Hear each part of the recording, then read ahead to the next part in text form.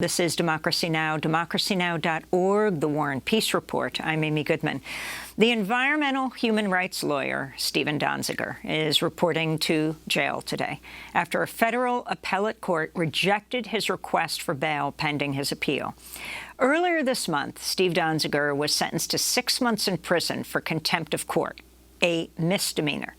Donziger has already spent over 2 years under house arrest after being targeted by the oil giant Chevron. The case stems from Steve's role in suing Chevron on behalf of 30,000 Amazonian indigenous people for dumping 16 billion gallons of oil into their ancestral land in the Ecuadorian Amazon. 10 years ago, Ecuador's Supreme Court ordered Chevron to pay $18 billion. The landmark ruling was seen as a major victory for the environment and corporate accountability. But Chevron refused to pay or clean up the land. Instead, it launched a legal attack targeting Donziger. In July, a federal judge found him guilty of 6 counts of criminal contempt of court after he refused to turn over his computer and cell phone. In an unusual legal twist, the judge appointed a private law firm with ties to Chevron to prosecute Donziger after federal prosecutors declined to bring charges. Amnesty International recently called for his immediate release, saying he was being arbitrarily detained. The UN's Working Group on Arbitrary Detention has also called for his release. Well, as he prepares to report to prison later today, Steve Donziger is joining us from his home in New York, where he's been under house arrest for 813 days. Meanwhile, in Washington, D.C., there'll be a major news conference held today outside the Capitol. Steve Donziger, welcome back to Democracy Now! Where are you heading to prison today? We're talking about a misdemeanor. You've already been under house arrest for nearly 1,000 days. It's just extraordinary, Amy. Thank you for the introduction. I mean, it pretty much captured it. What I'll say is I have to report to prison by 4:48 p.m. today, which is in itself highly unusual. I don't believe I'm guilty. No lawyer has ever spent more than 90 days in home confinement, maximum sentence ever given to a lawyer, convicted of my charge, which is misdemeanor contempt. I've already spent over 8 times that at home, and now on top of that, Judge Preska's trying to put me in prison for 6 months. And, another unusual feature is she's making me report within 24 hours after this latest court ruling that came down yesterday, rather than allowing me time to report, in a normal course to a prison. So there's so much about this. And which prison are you going to be held at? I don't know yet. By forcing me in so quickly, Judge Preska, I believe, is trying to force me into a local federal jail that I think is very unsafe. I mean, I have no security risk at all. I've never been convicted. It's the lowest level offense. So normally I would go to a federal prison camp. And, we need time for the Bureau of Prisons to designate me to an appropriate facility. Instead, she's trying to force me very quickly, I think, into a local jail, which concerns me greatly, frankly. And I think that's one reason why Amnesty International put out an urgent action bulletin 2 days ago for people to write to the Attorney General Garland to just stop this case. I mean, the other crazy thing about this that is so disturbing, Amy, is that I was not prosecuted by the U.S. government. I was prosecuted by a private law firm, Seward and Kissel, appointed by a federal judge after the U.S. government declined to prosecute me. And the judge never disclosed that the law firm had Chevron as a client. So essentially, I'm being prosecuted by a Chevron law firm, a partner in a Chevron law firm, a private law firm, who deprived me of my liberty. I'm the only person ever charged with this offense held pre-trial at home or in prison. Never happened before for even a day. It's over 800 days. So, this is the first corporate prosecution in U.S. history. I have never seen a case like this, nor have other legal experts that work with me.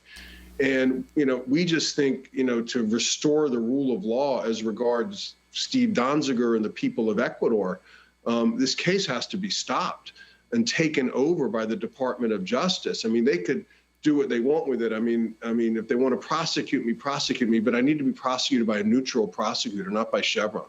So I want to just talk about some of the people who are supposed to be at your news conference in Washington. We just interviewed a climate striker on a hunger strike in Washington, D.C., and we heard from Congressmember Rashida Tlaib. She'll be there at your news conference.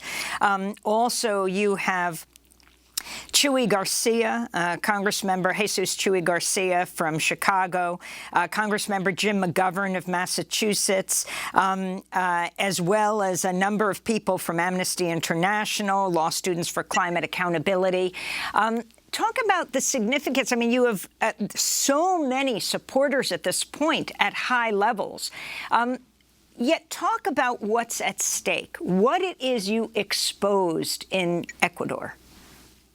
Well, I think the stakes are high, and it goes way beyond me personally. I mean, on a personal level, it hurts. I have a wife and a 15-year-old son, and we're hurting. Okay, but let's just get real here. What's really happening here is Chevron and it's these two judges and really allies of the fossil fuel industry are trying to use me as a weapon to intimidate activists and lawyers who do this work, who do the frontline work of defending the planet.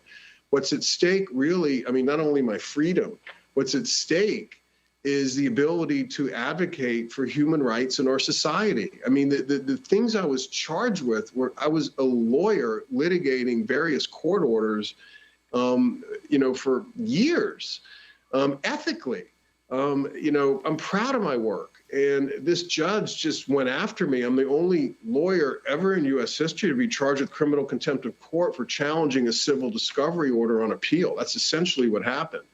So, I'm calling on judges and people in Congress like, Representative Tlaib and Jim McGovern and, Cori Bush and others who stepped up for me to continue speaking out, to enlist more people. We need people in the Senate, and ultimately we need the Biden administration. I mean, I heard your previous guest. I mean, the Biden administration is essentially letting a climate change lawyer, me, an environmental justice lawyer, an indigenous rights lawyer, an earth defender, a water protector, be locked up on American soil. And it's getting really embarrassing for our country. It's not every day that Amnesty International issues an urgent action for an American citizen. It's probably the second time in 20 years that this has happened, okay? It's not every day that the United Nations Working Group on Arbitrary Detention issues an order that someone in the United States, his case is a violation of multiple provisions of international law and shows an appalling degree of a lack of impartiality by judges, So our country needs to deal with this. It really goes to what kind of society we want to live in. And it really relates to the climate issue because, again, I believe this whole thing is being orchestrated by Chevron, not just for Chevron, but for the entire fossil fuel industry. They don't want people speaking out. They don't want successful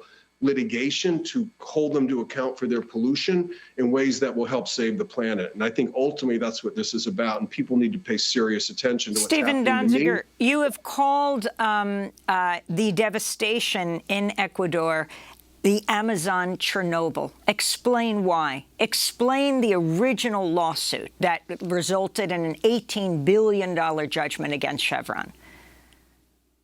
Basically, Chevron, in the form of Texaco, its predecessor company, went into the Amazon of Ecuador and decided to create an operational system of literally hundreds of wells where they deliberately dumped toxic waste into waters, into rivers and streams that indigenous groups relied on for their drinking water, bathing, and fishing, creating a mass industrial poisoning of a 1,500 square mile area. And literally hundreds, if not thousands of people have died. I've been there over 250 times.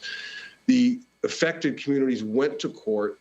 In the court, Chevron wanted the trial to happen in Ecuador. They won the case. Chevron has attacked me, attacked them for 10 years with the help of these federal judges. In the meantime, people are suffering. And, the degree of contamination is appalling. I mean, it is the Amazon Chernobyl. It's the very definition of ecocide, in my opinion. I mean, that's just a deliberate decision in order to save money to dump 16 billion gallons of cancer-causing waste onto indigenous ancestral lands. And the problem is still there. The case has been going on 28 years. And no matter what happens to me, and I hope I'll be okay, I hope I'll get through this, I expect to get through this, the communities in Ecuador suffering tremendously, and they need help. And Chevron needs to step up and comply with the rule of law and pay the judgment that it owes to the people of Ecuador.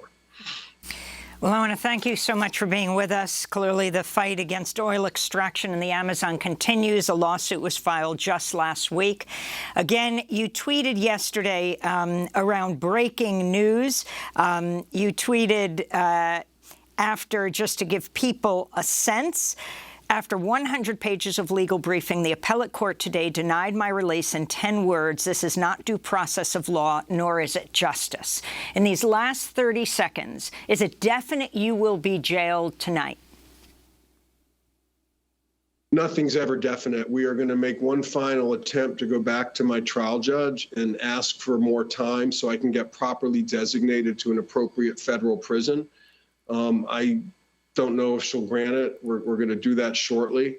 I am prepared and fully expect to, around 2 o'clock today, leave my home on the Upper West Side of Manhattan and report to prison, where I will spend the next 6 months.